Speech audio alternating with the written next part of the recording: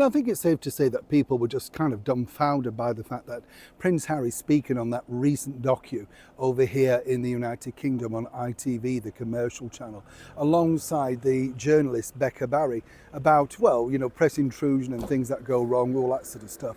And then she just didn't push him about the destroying evidence in his forthcoming trials. No, you see what I mean? They're playing one-sided game. They basically say, oh, don't worry, we'll never do that to you. No. Whatever you want to say, we'll make you, the public understand. But now there's a bigger problem, you see, because as Harry literally has now found these alleged hard drives, the ones that were missing, putting it all together, of course, while he was trying to do, the book alongside the ghostwriter. Well, there's another problem now. As ever, let me explain. Morning, lovely to see you. Thank you so much. It's beautiful greenery here. You like it? Just gorgeous, isn't it? I like this particular area here because it's just nice and, as I say, quiet, but gives you a bit of a calming influence. Although I have to say, there's some feathers on the floor. I think there's been a bit of a scuffle. Not my feathers, obviously. Well, I don't know, but no, ruffled feathers is what we say. Maybe a bit of nightlife's gone on, do you know what I'm saying? Oh, it's tricky, isn't it?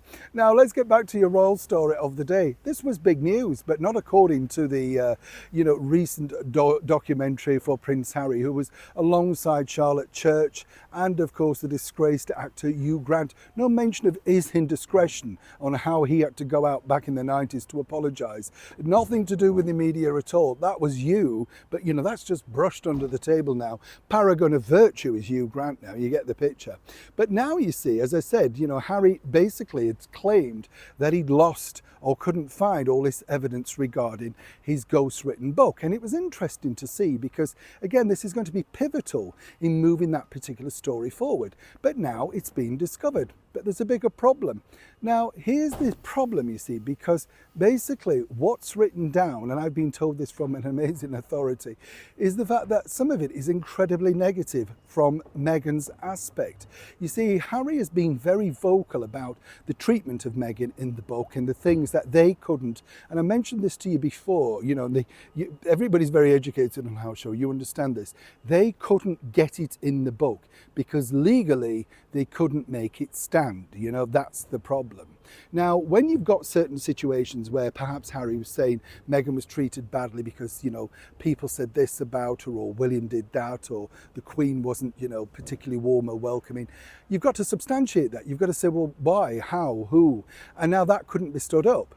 Now, that literally could be out in the public domain, literally read out in court. And it's something that sent Meghan into literally stratosphere annoyance because, of course, you're very clever, as I've said with Meghan, whatever you might think about her, she makes sure that, the story gets out, but she's never attached, you see, because Harry's written it. Harry's put it down in his book, nothing to do with her. She basically said, I'm not having anything to do with the book, even though we know that she schooled the book together.